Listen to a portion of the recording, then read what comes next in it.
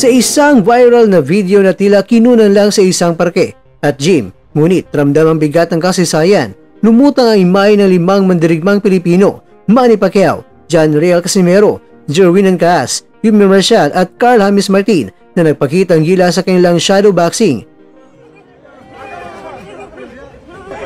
Ngunit hindi ito ordinaryong pagsasanay. Para itong eksena sa pelikula, para itong panaginip na nagsanib ang iba't ibang henerasyon ng mga alamat at bagong pag-asa ng boxing sa isang eksena. Mark Magsayo, sino nga ba ang kanyang makakalaban? Dibo galing mga kwento ang balitang ibabahagi ko sa inyo. Kaya tara, kwentuhan na!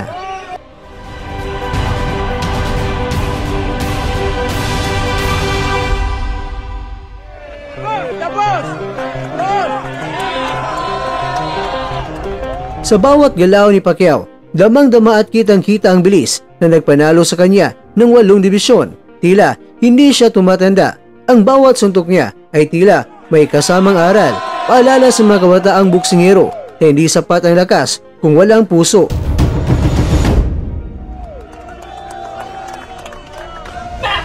Tahimik ngunit matatag si Jerwin Ancas, ang maestro ng footwork at technique. Ang bawat galaw niya ay elegante, may disiplina at respeto sa sining ng boxing.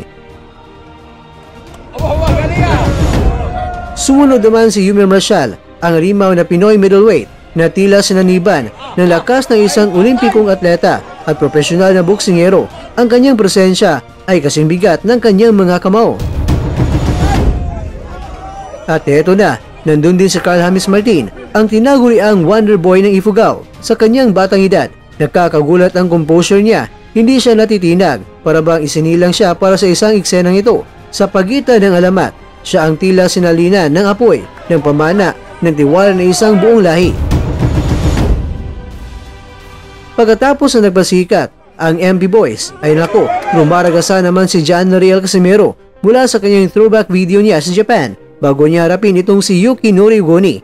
May tapang sa sigaw pa lang at may sariling ritmo. Ang kanyang galaw ay parang sayaw na isang mandirigmang hindi kalanman na umurong kahit sino magharap. Ang videong ito ay hindi lang isang trending, isa itong simbolo, isang pagsilip sa kinabukasan habang ginagalang ang nakaraan. Dito makikita na hindi pa tapos ang kwento ng boxing sa Pilipinas. Sa halip, muling binubuhay ng bagong henerasyon, kasama pa rin ang alamat na minsan ay nagtaas ang ating bandila sa buong mundo.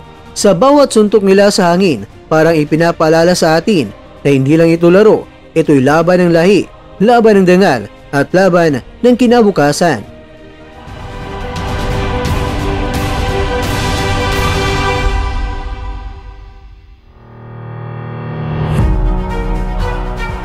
Mga kakwento, si Mark Magnifico Magsayo ay nakatagdang makipaglaban kay George Mataquillar mula sa Mexico sa undercard nila ni Pacman at Barrios ngayong July 19, 2025 sa MGM Grand Las Vegas. Ito ay isang 10-round bout para sa vacant WBC Continental America Super Featherweight belt. Ito ay magandang oportunidad para kay Magsayo, kasama ng iba pang Pinoy na mga boksingero na magpakita ng kanilang kakayahan sa ilalim ng spotlight na nag-iisang The Pacman.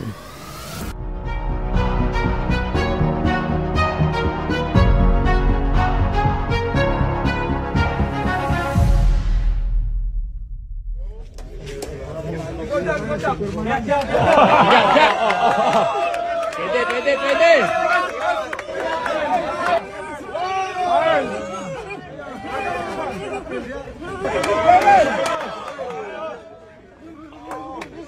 Wah, galing ah! Si Yumi! Ay, patay!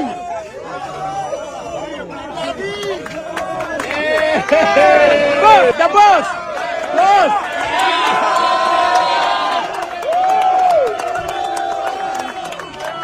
Pwede.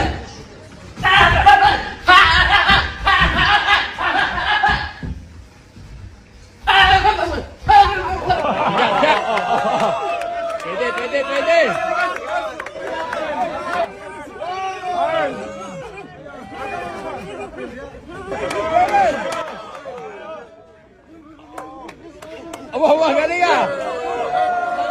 Si Yumi! Ay, patay!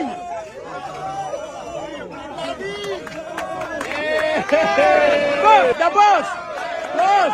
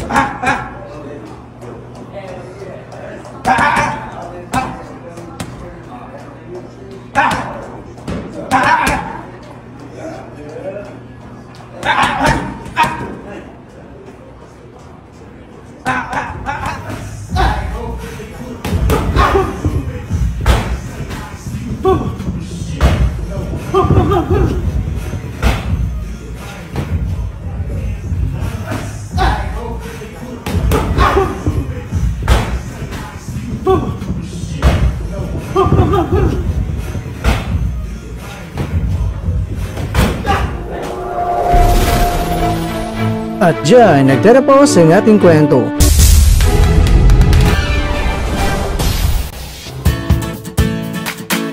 Maraming salamat mga kakwento sa inyong panonood. Pero baka naman mga kakwento ay nagustuhan niyo po ang kwento natin ngayon.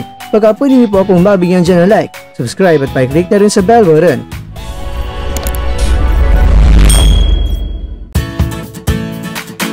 Pero bago tayo tatapos mga kwento, syempre, shoutout po muna tayo dyan sa ating mga kakwento.